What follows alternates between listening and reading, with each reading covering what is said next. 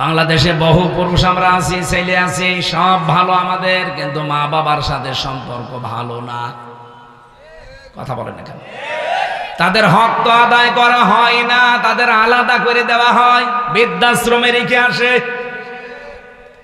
এই দোষ শুধুমাত্র সন্তানদের একা না, এর পেছনে যারা কলকাঠি নাড়ি তারা হচ্ছে মেয়েরা, বিশেষ করে বউ আর শাশুড়ি। এরকম বউ আর শাশুড়ি আছে কার? হাত তোলেন তো, 2 হাত তোলেন। আছে, 2-1 জন আছে। মেয়েরা এসেছেন কিনা আমি জানি না। আমার মা বোনেরা শুধু নামাজ পড়া, রোজা রাখার, কালো বোরকা পরাই এবাদত না, শাশুড়িকে নিজের মায়ের মতো মনে করা এবাদত। আল্লাহর কসম, আমি নিজে একজন স্বামী, বাস্তবতা কিন্তু এইটাই। ছেলেরা সব সময় তার মায়ের সাথে বাবার সাথে জড়িয়ে থাকা জিনিসকে ভালোবাসে বেশি। আমার 33 বছর বয়স, এখন বাড়িতে গেলে আমার মায়ের আঁচল ধরে এখন মুখ মোছা লাগে। আমি নিজে দেখেছি 90 বছর বয়স মায়ের, 70 বছর বয়স ছেলের।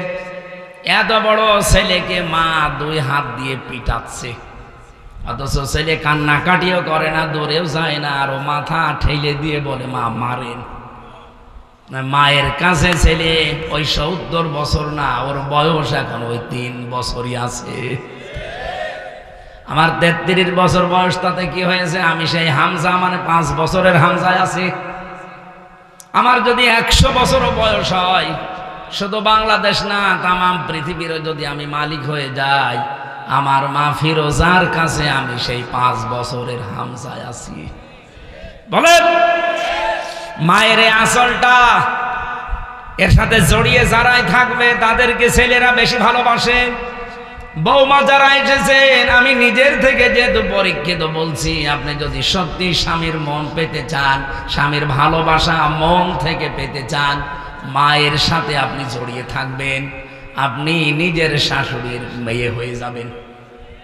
যত বেশি মিশতে পারবেন তার খেদমতে, তার সাথে কথাবার্তার আচরণে, দেখবেন দূর থেকে আপনার স্বামী তত বেশি আপনার দিকে ঝুঁকবে।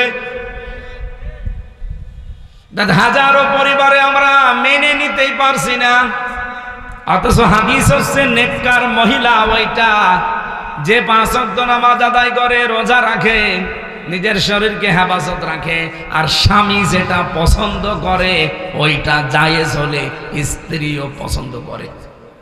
বলেন তো, স্বামীর সাথে তার মা বাবা থাকবে, এটা স্বামী পছন্দ করে না? বলেন বলেন, এখানে একটা স্বামী দেখাতে পারবেন যারা বলে যে মা বাবা জাহান্নামে যাক? প্রত্যেকটা স্বামীর মনে এই আকাঙ্ক্ষা, আমি গরিব হই, ধনী হই, আমি খেয়ে থাকি না খেয়ে থাকি, আমার মা বাবা আমার সাথে থাকবে। বলেন বলেন বলেন, এরকম স্বামী আছেন কারা? দেখি হাত তোলেন তো। আলহামদুলিল্লাহ। সম্মানিত মা বোনেরা, যদি সামনে ক্যামেরা দেওয়া থাকে, প্রজেক্টর দেওয়া থাকে, একটু দেখেন আপনার স্বামী হাত তুলেছে কিনা। সব স্বামী আমি চাই যে আমার মা বাবা আমাদের সঙ্গে থাকবে, কিন্তু দুঃখজনক হলেও সত্য, 100টার 98টা বউ এটা চাই না যে শাশুড়ি আমাদের সাথে থাক। আর এটা জায়েজ কাজ, আপনার স্বামী চাচ্ছে, পছন্দ করছে, আপনি চান না কেন? আমাকে জাহান্নামে দেওয়ার জন্য আপনি নিজেই যদি উঠে পড়ে লাগেন, তা আপনার মতো বউ বিয়ে না করে আমার একা একা থাকা ভালো ছিল। তাহলে অন্তত আরাপ নামে ওই প্রাচীরে দাঁড়ানো লাগতো না। এক কথা বলছেন?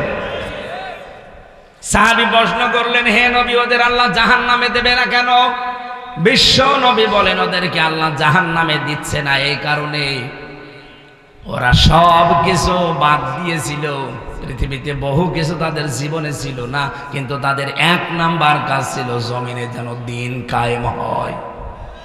সুতরাং দিন কায়েম করার জন্য যারা সর্বাত্মকভাবে চেষ্টা করে, ওদের জীবনে ছোটখাটো ভুল ভ্রান্তির কারণে যদি আল্লাহ জান্নাতে নাও দেয়, জাহান্নামে দেবে না।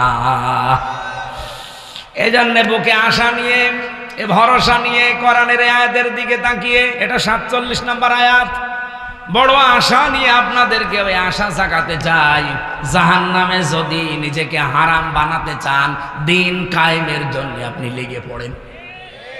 দিন কায়েম না হলেও আপনার অসুবিধা নেই, কিন্তু আপনাকে আল্লাহ জাহান্নামে দেবে না। আপনি কি উল্টা বুঝলেন? আপনাকে আমি বাঁচাতে চাই, জাহান্নামে যদি যেতে না চান, বলেন দলিল কোথায়? দলিল আছে সূরা সফ 10 নম্বর আয়াত, হাল আদুল্লুকুম আলা তিজারাতিন তুনজিকুম মিন আযাবিন